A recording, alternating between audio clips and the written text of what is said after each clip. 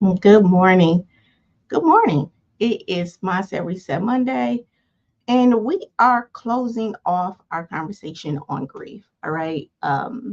I stopped last week uh, for some personal matters. My mom ended up having a stroke after my life lesson, well, the day of my life lesson. So we're going to start off this week by closing off the conversation on grief. So the theme for today's session is we grieve not just people, you guys, we grieve versions of ourselves. All right. Today's title is the weight of grief. Okay. A journey through the mind, the body, and how do we surrender? How do we surrender to that? Last week, like I said, I took time to really address my mother's health, and I thought it was just like coincidental, right? That I'm talking about grief and actually dealing with, right, versions of, how my mom would be after coming out the stroke. What does it mean to be a daughter and things like this. So I really think that this is going to be a timely conversation. Okay, so the disclaimer for today is that this lesson is for educational purposes only. All right, the information is informational and it's not therapy, okay, or medical advice. Listening and participating in today's conversation does not create a client therapy relationship, all right, with me. But this lesson will help you become aware of your mind, your body, and your spirit. And hopefully, it will give you the tools to really release, okay, to release the things that we store in our body as a process of this grieving process, all right? But we know that awareness is just the first step. Really, transformation truly happens when you act, all right? When there's action. If you're experiencing deep grief, some type of trauma, or something like that, and you just want to move forward, I truly encourage you to, you know, consult a medical professional, get you a therapist, get you a coach and things like that. Okay. So again, my mom's stable now and I'm so grateful, but being with her really reminded me of something that I teach you all the time, that life doesn't wait for us to be ready. All right. Losses happen, change happens, grief happens. And so in today's lesson, we're going to discuss how to honor that grief, all of it, right? All of it that comes with that, the grief that comes in our minds, the grief that comes up in our bodies, and the grief, and how to really surrender to that process. Because here's the truth.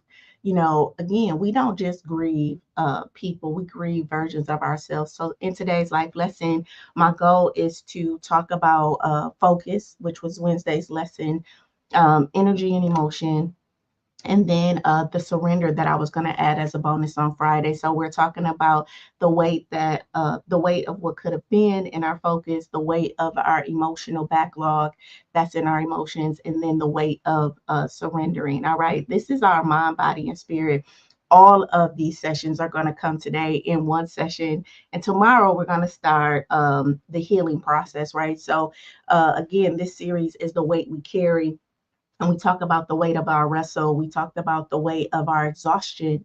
We talked about the weight of our identity. And then last week, we talked about the weight of our grief. And so I'm wrapping that session up today. And then tomorrow, we'll talk about the weight of the healing, that healing process. But today, we're going to finish honoring grief. So let's talk about it.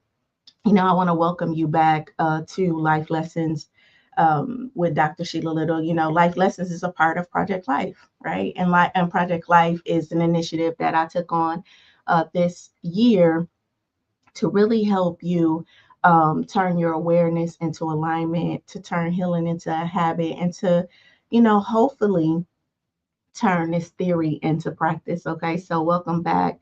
Let's take our deep breath. All right, no pressure, just your presence on this morning.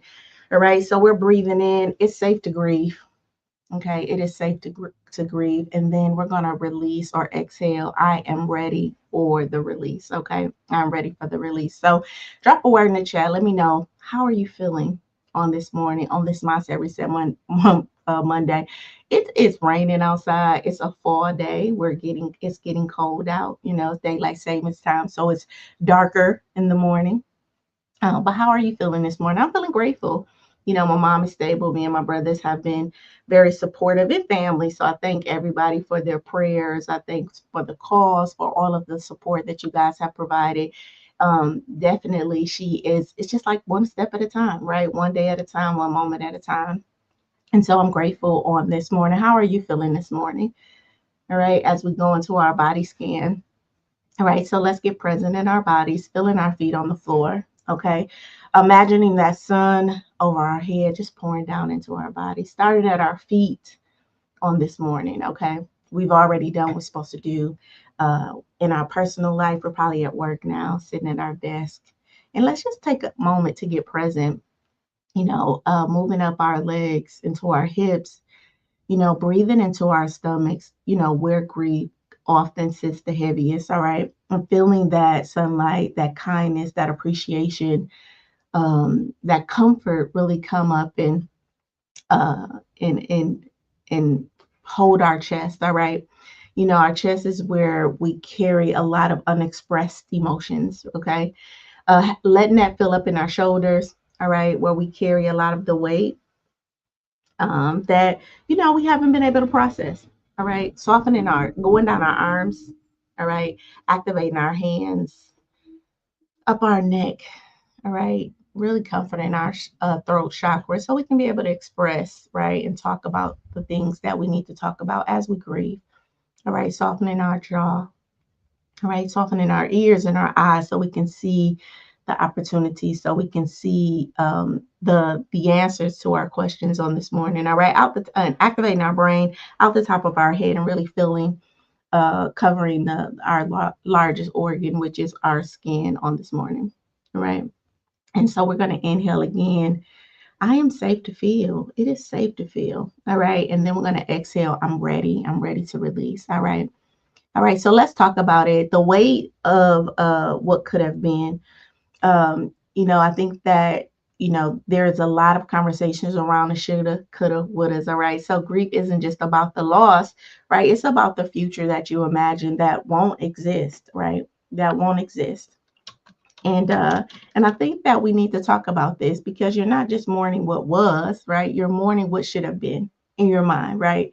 What should have been, what could have been. The career that you thought you had by now, the relationship that was supposed to last longer than it lasts, right? The life that was supposed to look different.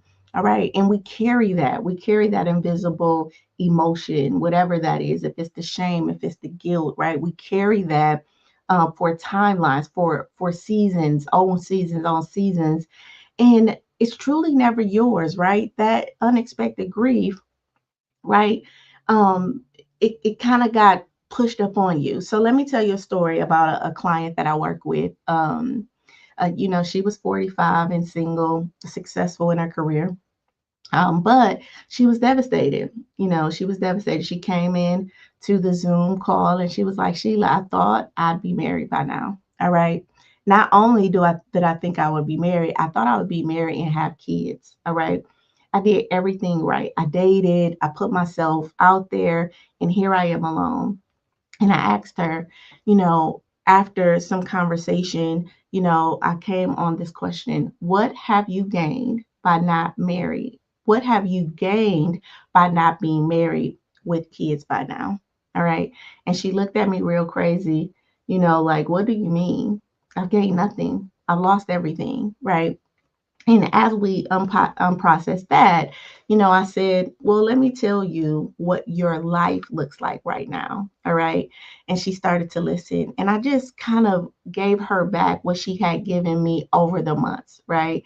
You know, um, she said that she had traveled to 15 countries. She built a career that she loved, right? She had deep friendships that she had created. She was financially stable. She was working with me. So she had started to heal from her trauma. And I said, would you have been able to do all of that, in kids by the age of 25, right? And she kind of paused, right? And really got emotional because what she realized is that the life that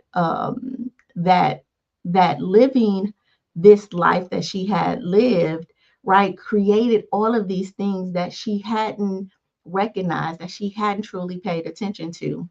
All right, this life that she was living wasn't her plan B, you guys. It was her plan A. It was the life that she needed to experience to become the individual, right? That she was the individual who was sitting in front of me. All right. So she really wasn't behind. She was exactly where she needed to be, right? She had healed. She had come from a very codependent state to a very independent state. And now, this heaviness of connection, right? She was yearning for, but she had done her work, right? And because she was yearning for that, you know, it was as if all of those things didn't matter. All right. So I allowed her to cry because, I think what she realized in our conversation you know, that she really needed this time to really grow and develop. And I often tell people when we experience trauma, it's kind of like a delay. All right. And so we're in our 30s and 40s thinking we're behind. But truly, if you've been doing the work, you're not behind. You're right where you're supposed to be. All right. And peace begins when we really stop punishing ourselves, right? For what didn't happen and start really thanking ourselves for what we were able to survive, what we were able to get through. All right. And a lot of us are grieving what could have happened or what we don't have yet, right? And not really honoring all that we have accomplished through this thing called life. So here's 5 things that that focus wants you to know, because it's all about where your attention goes, your energy flows. All right. And when we focus on what we have not done yet, when we focus on what we um, haven't been able to do, it can send, you through an emotional spiral. All right. Through an emotional spiral. All right. Good morning. Good morning, lady. How are you this morning? Good morning, big little brother. My brother said, good morning, sis. Happy to see you back. What you back doing what you love to do. Oh, thank you, brother. Thank you, brother. I do love doing this. You show right about that. All right. So here's 5 things that focus wants you to know. All right. Here's 5 things that focus wants you to know. Focus wants you to know that you're not grieving what you lost. Okay. You're grieving actually you're grieving what you thought you were supposed to have. All right. Expectations, right? Expectation grief is the unmet shoulds. All right. So we have something called expectation grief, and it's when we expected something and it didn't happen. All right. It's the unmet shoulds. All right. You created this mental movie, basically, of how life was supposed to unfold. All right. What was supposed to happen. By this age, you were supposed to be here. By a certain age, you were supposed to be doing something. And this is what we call expectation grief. All right. And we have to talk about it and really allow ourselves to surrender to that. All right. So again, expectation grief is this unmet grief. All right. You created a mental movie of how life should have unfold, and when that happens, you never really step into reality, because reality doesn't match the script. All right. That your mind, or the current life that your mind is resisting. But here's the truth: the timeline that you're grieving, it was never yours, right? You never experienced those things. All right. So um and I think it's important to understand that there is the reality, right? The space that we living in now, and then there's the shoulda, coulda, wouldas. All right, and a lot of times we're allowing the shoulda, coulda, wouldas to run our life. All right, and we have to acknowledge that those shoulda, coulda, wouldas were shaped by our culture, they were shaped by family, and they were shaped by comparison. Right, not the current path that you on. And we have to learn how to honor that path. All right. Another thing that Focus wants you to know is that the gap between your vision and your reality is where shame actually sits. All right. That's where shame sits. So you say, by now I should have done what? And you carry this invisible shame for not being where you thought you would be.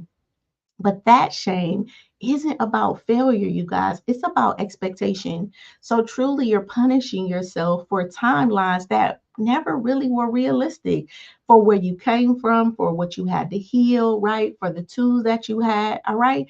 So release the should. All right. Release the shoulda, coulda, wouldas. All right. And then you will release the shame. But as long as you're holding on to what could have happened and what should have happened, then you're holding a seat for shame to sit with you in those moments. All right. Number three, the third thing that Focus wants you to know is that what you didn't get, right, might have protected you from what you wasn't ready for. All right. Okay. So you wanted a relationship by 25. You wanted to, go to college. You wanted kids. You wanted your finances to look a certain way. But when you have survived, okay, when you have survived so many things, all right, it shifts our timeline. All right. I know you wanted that career by 30. I know you wanted certain things by a certain age, but did you have the wisdom? Did you have the tools? Were you able to sustain it? Sometimes what doesn't happen is truly what we call a divine protection. All right. That delay was not a denial, you guys. It was preparation for your sustainability.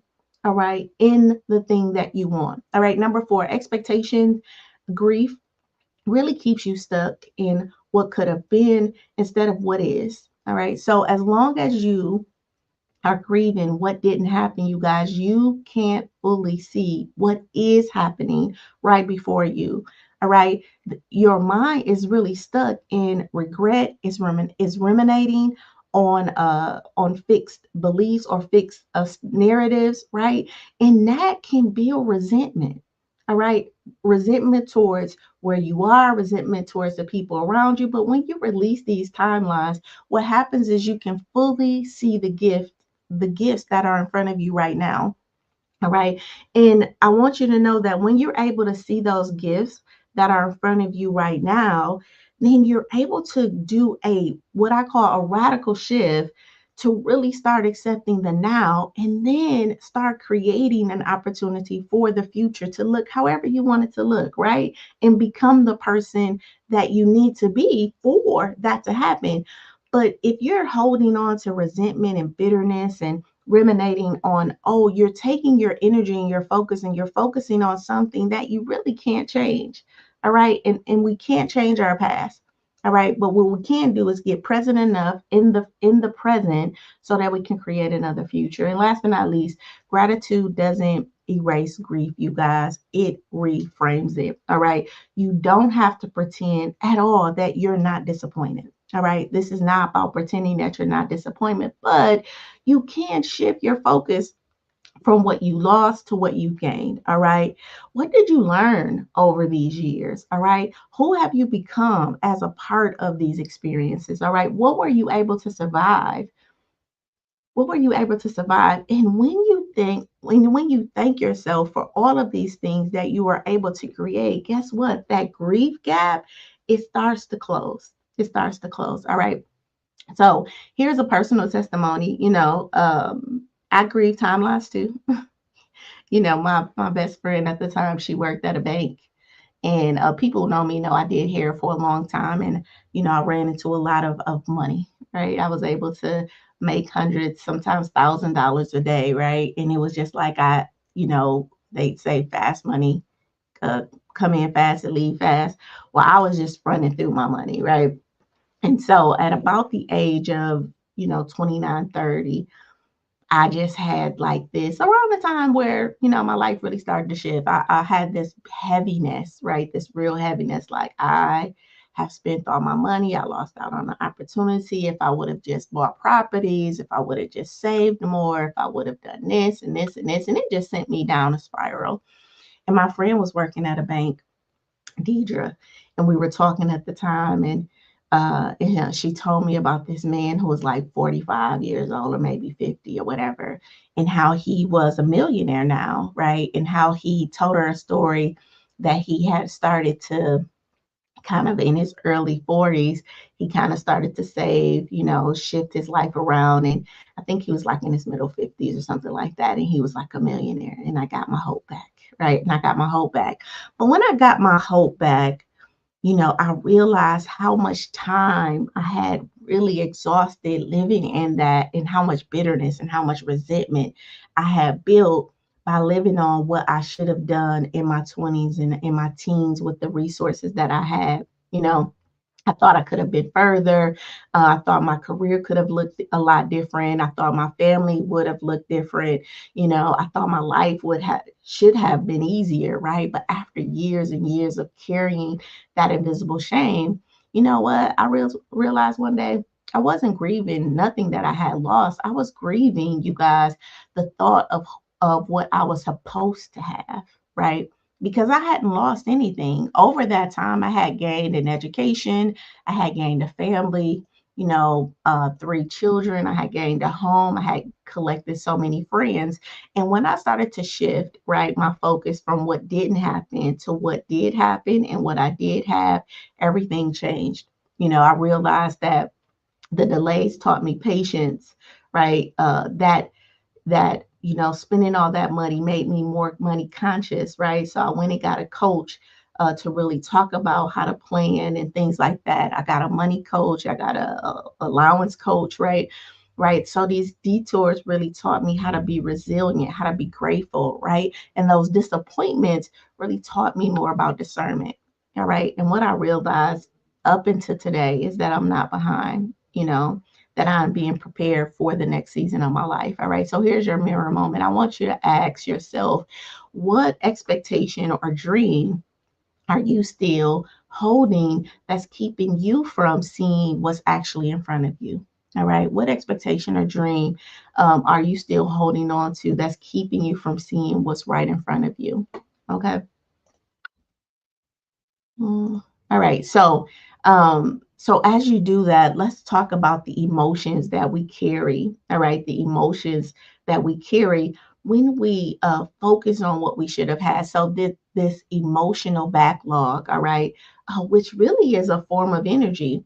All right. So you're wrestling. A lot of times we wrestle with this stored sorrow that that is a consequence of the weight that we carry of our shoulda, coulda, wouldas. All right, grief that never got to really move through your body, and that grief could have been from the weight we carry in our identities, right? The weight we carry and what we choose to focus on, right? The rate we carry with our interactions with others, right? And we never truly get to process this grief. Why? Because you were taught to be strong, to stay composed, to not lose it, right? And so we're kind of scared to really step into that. So we swallow pain to control it. We ignore it, right? We get really busy in life, all right. But unexpressed grief doesn't disappear, y'all. It hides the heaviness that you feel in your chest, right? The chronic fatigue that you feel. That you can't truly explain. All right, the irritability that shows up, around that shows up out of nowhere. All right, the tears that sit right behind your eyes, like that you need to release this, but you can't really touch it. All right, because it's kind of like, I don't know if it's like a safety thing, like you don't feel safe to express those emotions, or you just don't know how to. And I have to insert this because my generation right now, between like 39 and 53, is going through something called perimenopausal. All right. So there's a lot of perimenopausal women, that experience, right, the fatigue, right, the restless nights and things like that. And I definitely want to insert that. I want you to think about, because I do feel like we are all going through menopause. All right. And menopause is real. All right. But it is absolutely an invitation for us to address some of this grief that's in our bodies. All right. And I don't want us to get so caught up in the perimenopausal stage that we're using that again as a, I don't even want to say like as an excuse, but we're saying we're perimenopausal when truly we're grieving too, right? And now with the perimenopausal in this grief, this weight of this grief is making this experience a lot more. All right. So this emotional backlog that we have stored in our bodies, right? In in combination with this perimenopausal can really create a lot of emotional weight, a lot of exhaustion, and things like that. And so I am so grateful that we're talking about being perimenopause or in menopause. But again, I don't want us to confuse that with this weight of grief that a lot of us still have not addressed. All right. Yeah, because for years, right, I had a client who said that for years she carried a lot of grief. All right. She never really cried. All right. She grieved her childhood. She grieved the relationships that ended. She had grief about the dreams that didn't happen, but she never really could cry about those things. All right. And so when she was sitting with me in the session, she said, I'm the strong one, right? I don't have time to really fall apart. Other people have it worse than me. And so she just told herself that to keep moving on, right? Just to keep moving on. But the body kept the score. All right. The body kept the score. And like so many of us, she started to suffer from chronic headaches, all right, fatigue, but couldn't really sleep, right? Yeah. Tension in her shoulders that she can never really release, even with the best massages, right? Irritability that she couldn't explain. And one day I had to ask her, when was the last time you cried? When was the last time that you cried? All right. And she paused and she said, like, I don't even remember. All right. Um, and what I had to remind her is that your body is holding on. Your body is holding on to what your eyes won't release. All right. And at that moment, she's like, huh? And I'm like, your body is holding on to what your eyes won't release. Tears truly help to release so much in our bodies, you know. And so we sat there, we did a meditation, scanned her body, and just gave her permission to cry. After a couple of weeks, her working on that, her her headaches reduced, right?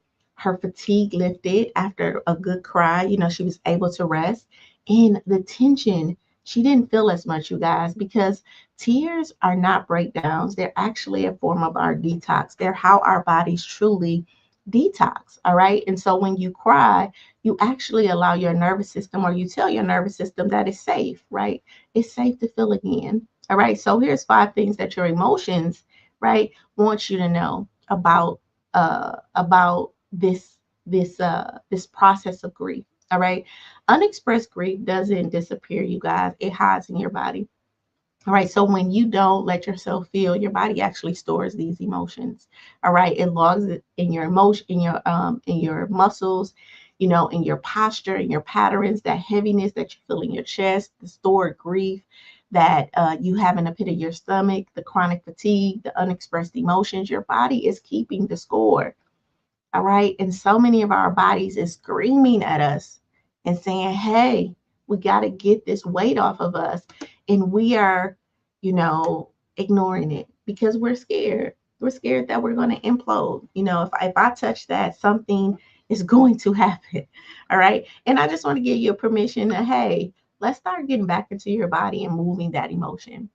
Another thing that your emotions want you to know is that tears are not a form of weaknesses. They're actually a form of detox. Like I was saying earlier, crying is how your body completes the stress cycle. All right. So when you allow yourself to cry, you actually release cortisol, which is the stress hormones, right? Through your tears. All right. So this cortisol, the stress hormone that's building up in your body, when you cry, you actually release that. All right. It's not a breakdown, it's a biological release. God created tears for a reason. All right. And your nervous system needs to cry to actually help it reset, because holding on really keeps you stuck in fight or flight mode or in emotional disconnect. All right. Another thing I want you to know is that your body knows when it's safe to grieve. All right. So you might not have cried during the loss. All right. Because oftentimes it's just not safe, right? You just don't feel safe. You don't feel supported, or you just don't know how. All right. When you're in survival mode, there's so much emotional disconnect, right? And this is why I want you to know that this journey of life is about learning. All right. It's about a set of skills that we didn't have the privilege to get introduced to in our younger age. But as this grown age of an adult, it is your responsibility. All right. So because your body didn't feel safe, because your body was in survival mode, now when tears come up or when it's time to come up, you know, sometimes you can feel like this is not the time. But there's times. There's times when tears come out of nowhere. That's not random. That's your body saying, it's finally safe to release. All right. It's finally safe to release something that I couldn't do for a long time. Honor that and allow that to happen. I remember one day, and this happened maybe 2 years ago, I was driving, and every morning I would drive to work and tears would just fall out my eyes. And I didn't try to question it. I didn't try to do anything, right? I just let them fall, right? So when I got in the car and on my way to work, these tears would just come up and they would just go. They would just flow down. And I was like, okay, I'm going to let it. I'm not going to question it. And I was telling my friend Mariah about it. And I was like, I guess my body just feels safe enough to release what I couldn't connect to, and by the time I got to my office, the tears would dry up and I would come into the office and, do the work that I needed to do. And I really felt good that I had been doing the work. And I knew that those tears, for some reason, intellectually, I knew that those tears had nothing to do with the moment I was in, that it was this backlog of emotions that, through meditation, through creating a safe place for my nervous system, that I was just in a thawing process. All right. I want you to know that emotional release is how you tell your nervous system that it's over. So as long as the grief stays stuck in your body, your nervous system thinks that you're in threat. All right. So, and when your nervous system feels like you're in threat, you go right into fight, freeze, or fawn, or an emotional disconnect. But when you can cry, when you can move, when you can scream, when you can release, right, you're completing the grief cycle. So your body gets the message that the danger has passed and you can reset now. And a lot of us have not fully completed that cycle. We're still holding on to things that happened 10, 20, 30 years ago, right? And we haven't released it. We haven't allowed ourselves to cry about it, to really scream, to really just bring the cycle to a full close. All right. All right. But the danger has passed now. All right. And you can reset. Number 5, and last but not least, in this section is I want you to know that your emotions, right? When you feel it in your body, is when you feel it in your body is where it can be, or where it can be waiting to be released. So the heaviness in your chest, that is a sign that there may be some heartbreak there. All right. If you feel a lot of tension in your shoulders, then you may be carrying a lot of weight, right? That lump in your chest could be a form that the words that you never got to express, right? That nervousness in the pit of your stomach could be speaking to some confidence or your inability to feel confident in standing in your truth and things like that. And so I would just encourage you to breathe that in. All right, to allow it to move through you. All right. Breathe that in to allow it to move through you. And because I feel like this is so important, I think that, when you do those body scans, a lot of things that you can do is like when you're doing that body scan, you can check your body, right? Close your eyes, right? Place your hand on your heart. All right. Put your hand on one hand on your heart, one hand on your stomach, right? And then feel, right? Just allow your body to feel. Do I feel? And not without judgment, not like, why is this here? But just acknowledging that it's there. All right. And when you can do that and you inhale, that you're honoring what has been, right? You're honoring what has happened. And then you're exhaling um, that you're releasing this, right? So inhale it, I'm honoring, and then release it, right? And with that practice, right? With that practice and the acknowledgement that you're not broken, that you're just releasing, that you're allowing something to happen, to pass through you, then you will start to feel lighter and more safe. All right. More safe in your body. And that is a part of surrendering. All right. Because I do feel like that when we start to talk about grief, there is a surrender that has to happen. All right. Grief is not letting go of love, you guys, it's letting go of control. All right. And when we can let go of control, um, I think that it's scary. All right. It's scary. And we're always solving for or trying to control what we think will happen. We're always trying to, uh, move and decide based on, the outcome that we want. Through this process with my mom, I was watching a show and, the girl, I'm watching The Good Doctor, and Claire, she was angry, because her mom ended up passing. And I had to ask myself after that show, like I closed my eyes and I asked myself, like, am I angry? Am I angry with my mom? You know, and not just with my mom, am I angry with anybody? And as you guys know, I do a meditation in the morning where I, address my anger. But this was a very specific, am I anger? Am I angry with anyone? And in this case, am I angry with my mom?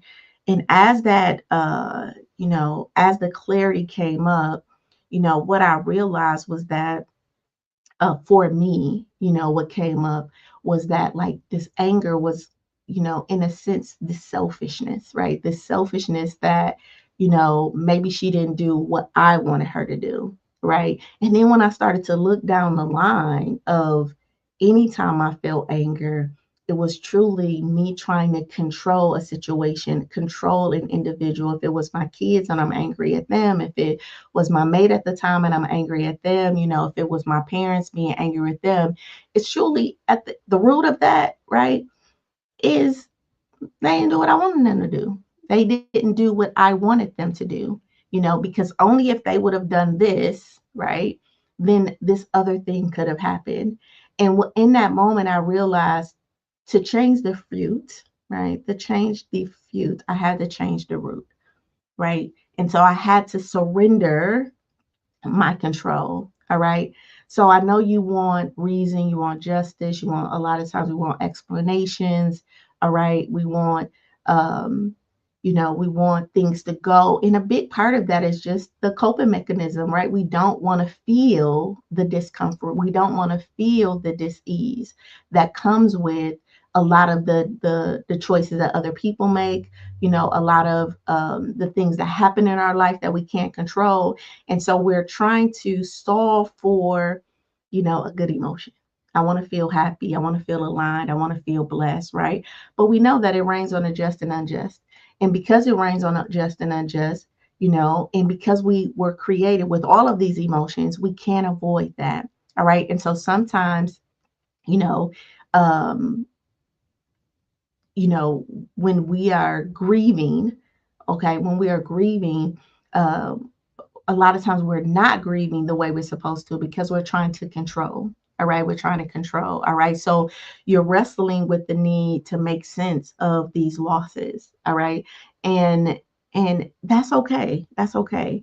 But the fastest part, I'm gonna say like the fastest part, the more aligned way is truly to understand that grief doesn't offer answers.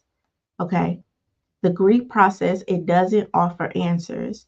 You know what it offers? It offers an opportunity to accept. All right. And acceptance, all right, it requires surrendering. All right. It requires surrendering.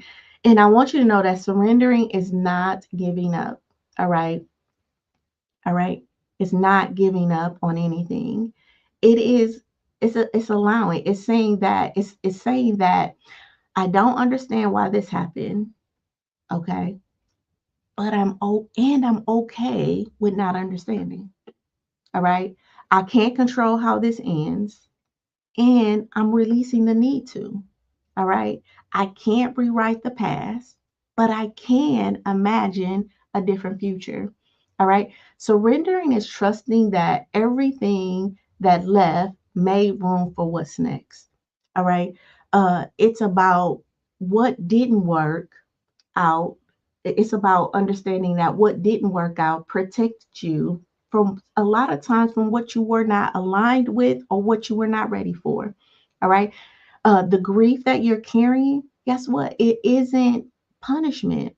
All right. A lot of times it's a passageway. And people who know me know I even when it comes to grief, grief is something that you process at your own time, right? And we know that there's stages to grief. But I do want you to know that grief is not just about a person, all right? It's not about grieving people. It's about grieving expectations in our life. All right. It's about grieving circumstances and conditions that we didn't have any control over. All right. And when we stop trying to control that or rewrite our past, we can make space and energy to actually reimagine, you know, our life for what it could be. Because surrendering is not a weakness, you guys. It's an opportunity or it's an ultimate trust, act of trust. All right. So when you think surrender means giving up, all right, it's actually the opposite. Surrender is saying that I trust that what's meant for me won't miss me. That's huge. That's scary, right? But that's trust. All right. It's trusting that what left needed to, all right. And it's trusting that you're being guided, right, in the direction of alignment, even when you can't see, right? See the path. All right. And that is not weakness at all. That is your power. All right. That is your power in faith, right? That is your power in trust. And a lot of times we're not even trusting ourselves. And so we're trying to control outcomes because we don't trust ourselves. We don't trust that we can get through this. We don't trust that we can manage what's happening. And I'm saying, but you can. Just surrender the control. Listen, you can't control the outcome, but you can control your peace as you go through this thing. All right. You've been replaying the past, analyzing the ending, demanding closure, but none of that really changed what happened. All right. None of that has changed what happened. What you can control though is your response. And when we can move from really reacting in life to learning how to respond, to really sitting in it, all right, allowing ourselves and trusting that we can feel this moment, all right. In feeling this moment, we are actually being more divine. We're being more more human, right? Than not. All right. Um, you can choose to bring the peace, right? And have peace over your understanding. So much is happening in life. So for you to try to even understand, you probably don't even have all the pieces yet. All right. You probably don't even have all the pieces yet. Good morning. Good morning, Douglas. All right. It's about accepting. All right. You can choose to release. All right. You can choose release over regret. And that is your power. All right. And then closure doesn't come from others, it comes from you. And a lot of times I think we want closure from other people. I just need to talk to them. I just need to, and I get it. I get it. I was there. All right. But closure really happens from you. All right. You're waiting for them to explain why they left. You're waiting for an answer, just some type of why, you know, why they left, why they did it, why they said what they said, why did this happen? All right.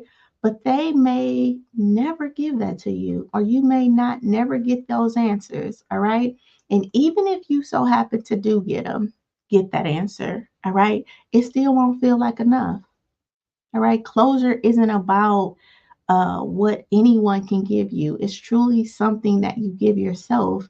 And it's the gift of acceptance. It's about accepting that this is what happened and I'm choosing to move forward in it anyway. And that is your daily manner. That is something that you wake up with. And you may have to tell yourself this every day for the rest of your life, right? But here's the thing, it's so interesting to me how we don't want to feed ourselves those type of statements, but when we're thirsty, we'll drink water. When we're hungry, we'll eat food. All right. When we're bored, we will entertain. But in some way, we feel like in our wombs that we're supposed to do something one time and it is supposed to, fix that wound for the rest of our life.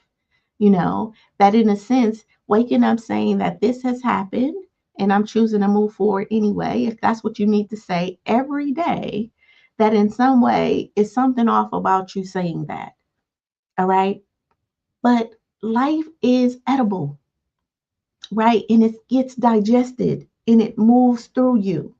All right. And the only thing that's holding on, even when you get constipated in life, right? You're constipated. So we know that there's an issue. So when you're actually stuck, right? Stuck in grief, stuck in the shoulda, coulda, wouldas, then you're emotionally constipated, right?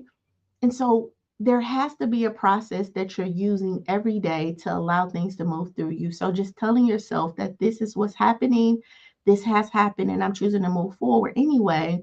Is how you reset the mind and the nervous system to know that you safe and you're actually opening up your life, the world to God and saying, and I'm opening up myself for your guidance, for your gift, and for your support.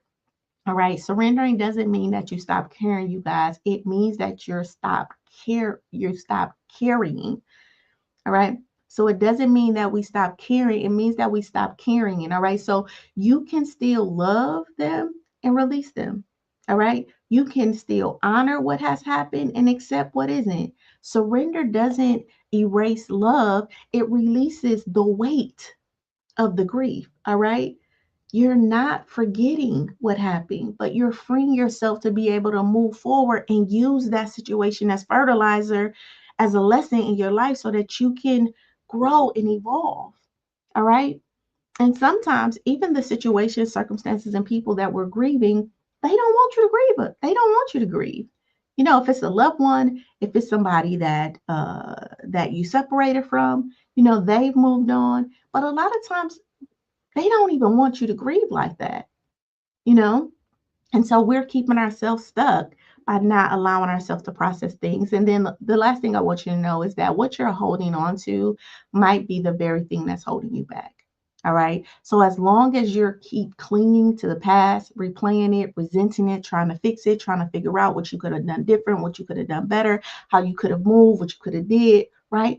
You can't fully step into the next season of your life. All right. But when you learn how to surrender, you actually make space. You make space for the lessons to come. You make space for the insights to come up. You make space for the heart to heal. You make space for the mind to clear. And that space is where healing lives. And remember, I just believe that you're going to be healing for the rest of your life. Healing is a part of life. Something as simple as we shed skin every day, or we what? That skin that we're shedding has to be what? Repaired. It has to heal, right? We have to get new skin. So healing is a part of who we are, right? So healing doesn't mean that you're broken. It is a part of who we are. And we have the power to help, and assist this body, this divine, this divinity, and how we say what we allow, right? We can be the driver in the seat to accelerate that process, all right, in our life and be able to move forward. All right. So, like I said earlier, I had to surrender to my mom's health last week. All right. And that was a journey. All right. Because it was something that was unexpected. All right. I get out life lessons, close my computer, get a call from my brother. Your mom's unresponsive. All right. Meet him at the hospital. All right. I couldn't control a stroke. I couldn't fix it. Right. You know, I couldn't make sense out of it. All right. What happened? What time did it happen? All of those things came in. All I could do, right? After all of that came up was to get present, to trust the process, and to release control. Release control to the doctors, to the nurses who are aiding, and more importantly, to God, right? In a sense, God, and my prayer is, God, prepare me for your will for my mom's life. All right. And day by day, moment by moment, when my thoughts move, my emotions move, I honor those and I come back. Listen, surrender doesn't make make me weak. All right. It made me present enough to sit with my mom, to look at her, to hold her hand, to wash her face, right? To even come home and then be present with my kids. All right. To be able to be present with my brothers, to be present with my grandmother, as you know, as we're communicating these things to my aunt and to my family. All right. It allowed me to be with her without trying to fix her, right? To allow her body to do what it's going to do. Okay. It allowed me to grieve without getting stuck in the whys. Okay, we're here now. Whatever got us here, it got us here. All right. It has allowed me to trust um, that no matter what happens, we gonna be okay. She gonna be okay. I'm gonna be okay. My brother's gonna be okay. We gonna be okay. All right. And while we're doing that, we get permission to feel. We get permission to cry, right? We get permission to ask questions. All right. All right. But in through all of the emotions and through all the thoughts and through all of that, right? Surrendering the control that, hey, a big part of this is out of our hands. All right, loving our mom in her time of her time of needing support, right? And not trying to push that, right? That's surrendering, and that is not giving up, that is giving it over to a higher power. That is giving it over, right, to God and allowing God, right, in this vessel that He created to do what it's going to do. All right, to do what it's going to do. Hey, Mama Sharon. Good morning. Good morning. Oh, thank you so much, Mama Sharon. I know you're praying. I know you're praying. We get so much support. My brothers and I truly appreciate the support and love that you guys have been given. It's just, it is definitely, it's filling, right? It's very fulfilling. All right. So here's your mirror moment. What truth?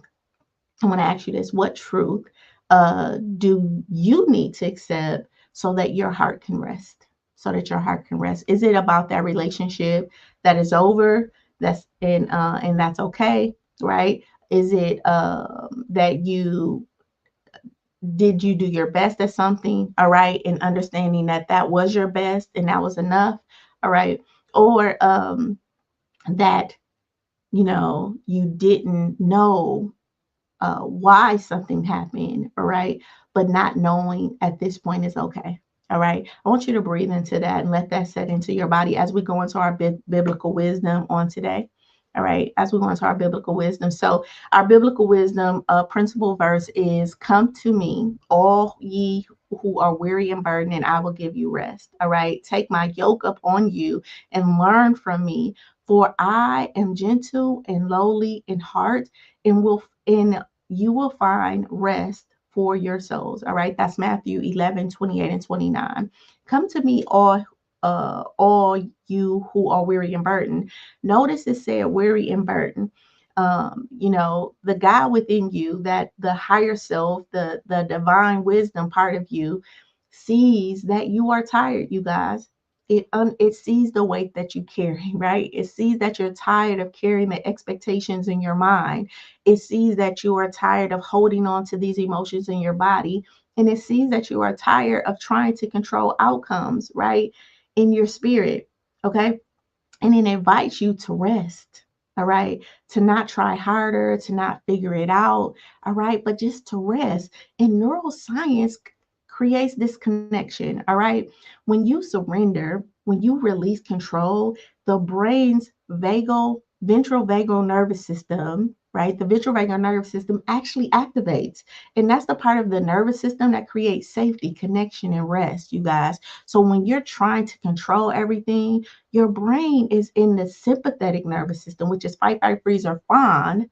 But when you surrender, your brain says, I'm safe and I can rest right now. All right. Listen, you don't have to carry it all. You can release the expectations that your mind is holding. You can release the emotions your body is storing, and you can release the control that your spirit is clinging on to. All right. Rest is not laziness, it is truth. It is trust, okay? And I say this, Wednesday, Thursday, Friday, Saturday, Sunday, you know, is was a time of rest for me. You know, it was, going to see my mom once that's a heavy space, holding a space for someone who is who doesn't have that for themselves, right? But coming home and really just resting, right? And trusting the process. And when I tell you, so I do have a testimony.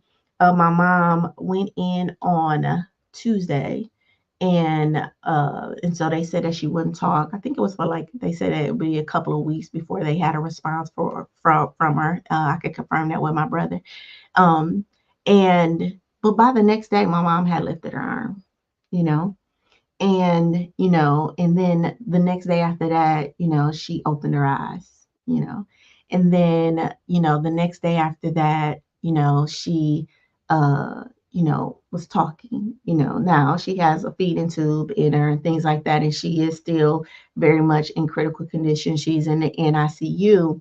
However, just day by day, right, just surrendering, right, and allowing God to allow peace, right, to come up on me, right, to in the sense, like, to have this rest and trust this process, and to know that the body was created to do what it's going to do, and to get this water. Oh, just to let you guys know, my mom had a stroke, so she has blood bleed. She had a hemorrhage in her brain, and so they're getting that blood off of her brain, But understanding that, okay, there's a process in getting the blood off the brain. There's a process in getting her blood pressure, stable. There's a process in getting her sugar, in order. You know what I mean? And really allowing that process to unfold, and not trying to not trying to control it, and asking questions and getting insightful, and things like that, and kind of having this type of, okay, one step at a time, one day at a time, and we were told that it will take a year, right, for this full recovery, and just knowing that we can't put all of that in today. And so this verse, or we can't put her whole recovery in one day or in one moment. So Matthew 11:28 and 29, come to me, all ye worry and burden, and I will give you rest. Listen, just laying that on God, hey, and not this God in the sky, but trusting in this body, right? This vessel that God has created, right? In me, right? In my brothers, right? In my mom, understanding that, once the blood pressure is down again, once the blood, gets out of the brain, that, you know, that then the body can start to do what it's going to do. All right. All right, if that makes sense, put a heart in the chat for me. And then we're going to go into our promise verse. Our promise verse is, in we know that in all things God works for good for those who love him and who have been called according to his purpose. Listen, I want you to notice this: in all things, not just in good things, not just in the things that went according to plan, but in all things. All right, all things. That's the disappointment that happens in our mind. That's the pain that happens in our body. That's the losses that happen in our spirit. Listen, the God within you all of it for your good. All right. And I think that we need to understand that. Okay. So even, like, no matter what happens, in our life, situations and circumstances, everything is working for your good. And as a driver, you can take that, right, and see what lesson, what fertilizer, what growth, right, did I get? Like I said, coming to that awareness of the anger, right?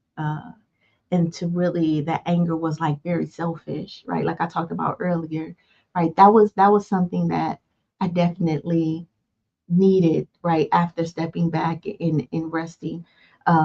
You know, and honestly, my mom had been getting sick, so her being in this hospital is the best place for her to be, under the care of these individuals, right, who are experts. Like, I think our neurosurgeon is like the number one neurosurgeon in the world. Her nursing team is phenomenal, right? And so all of that is working for her good, even in her state. All right, even in her state and even in this state. Okay. All right. So neuroscience actually supports that statement. Okay. Um, by because when we actually allow, right, we trigger our parasympathetic nervous system, and when that's triggered, right, we're open and we're creating chemicals in our body that's allowing us to rest. All right. So in modern terms, guess what didn't happen wasn't failure, you guys. It was redirection. All right. What you lost made room for the next, and trust that everything, even grief, even your grief, is working, together for your good. All right. So here's your intention for today. After that biblical wisdom, I release the timelines that no longer serve me in my mind. I release the grief in my body that I've been holding I release the grief in my body that I've been holding, and I release the need to control the outcome in my spirit. All right. I trust that what didn't happen protected me. I trust that what left made room for what's next. And I'm trusting that I'm exactly where I need to be. All right. I am not behind. I am not broken. I am not stuck. I am healing. I am releasing, and I am surrendering. And that is enough. All right. And I want you to breathe that in. All right. And if you need to repeat this part, you can subscribe to the YouTube channel and listen to this. And if you need to write that down and repeat that to yourself every day, all right, until you start to feel that, then I would encourage you to do that. All right. So again, we're wrapping up the grief segment of the weight we carry. I thank you guys for your patience.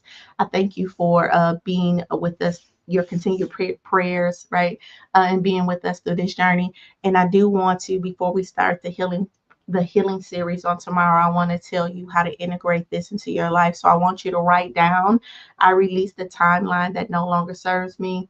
And then put your hand where grief lives at in your body and acknowledge it. All right. And write what it's been holding. What have that grief been holding in your body? And then I want you to, after you write down the timeline that you're releasing and you acknowledge it in your body, I want you to write down, I am grateful for the love. I am grateful for the love that taught me even when I couldn't stay. All right. Even when it couldn't stay, I am grateful for the love I experienced and what it taught me, even if it couldn't stay. All right. Your journal prompts is what expectation or dream am I still holding on to that's keeping me from seeing what is in front of me? All right. Where in my body am I feeling this weight of unexpressed grief? And then what truth do I need to accept so my heart can rest? All right. All right. And then here's your audit for today as we wrap up the weight of grief. Okay. The timeline I'm grieving is what? And what I gained by not having what is what. So the timeline is grieving is what, and then what I gain by not having that thing is what. And then in your body, the grief in my body has been holding on to what, and when I release it, I feel what. And then in your spirit, I want you to audit and say the truth that I need to accept is what. And when I surrender to that truth, my heart will feel what. Now, if you can't answer those questions or you feel stuck, right, then I would say join the project. All right. Join Project Life at .com. I think it's forward slash. I always say backslash, but it's forward slash uh, life, right? Life. And join the project, right? We have those coaching labs every week. We have a membership portal that where we put support in, and then you just get support, right, as you transition. All right. So your affirmation for today: I bless what was, release what wasn't, and trust what will be. All right. And your intention for today, I'm choosing to surrender over control. I'm choosing to surrender over control. So, I'm going to do that call, that challenge, and that charge. I'm asking you, what truth are you walking away with today? And then your challenge is to complete the grief release audit in your journal. All right. So write what your mind is releasing, those expectations. All right. Write what your body is releasing, those emotions that your body needs to release. And then write what your spirit is releasing. What are you trying to control that you really need to take your hands off of? Okay. And then your charge, you already know, is to go shape your life. Okay. Not by holding on to what was, but by surrendering so that what next can happen. All right. Listen, we grieve not just people, but versions of ourselves. And today, you honor, or we're honored the grief that happens in the mind. All right, we're honoring the grief that happens and that our body tends to hold, and we're honoring and surrendering to our spiritual need, which is really to take our hand off of it.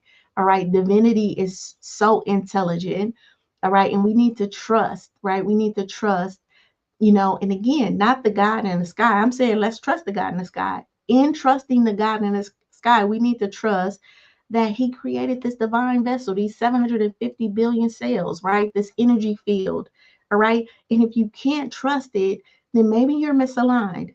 And so maybe you need to get in alignment. All right. And that's your work. That's your work. And tomorrow we're going to start talking about healing. All right. Week 5, we're talking about healing, because healing, you guys, isn't the finish line. It is actually a lifestyle. All right. It is actually a lifestyle. So tomorrow we begin week 5 of the weight we carry, healing. And the theme is healing is not the finish line, it's the lifestyle. And the question I want to ask you is, what does it look like to really live like you're already healing, right? And not broken, because we know that you're not broken, that you're patterned. And to heal the pattern, we have to insert something new. All right. So we're done with the grief work in theory, right? But we're not done with it throughout our life, because grieving is a part of life. So now so when we learn how to heal, then hopefully we learn how to make that grieving a part of our lifestyle too. So I'll see you tomorrow. I'll see you tomorrow. All right. So your motivational takeaway is grief is not letting go of love. It is letting go of control, you guys. And tonight, before you go to sleep, I want you to say it out loud.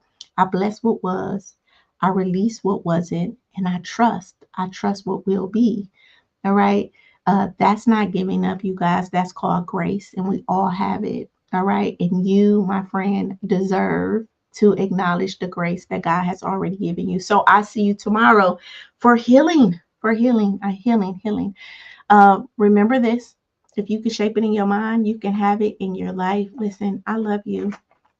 I love you.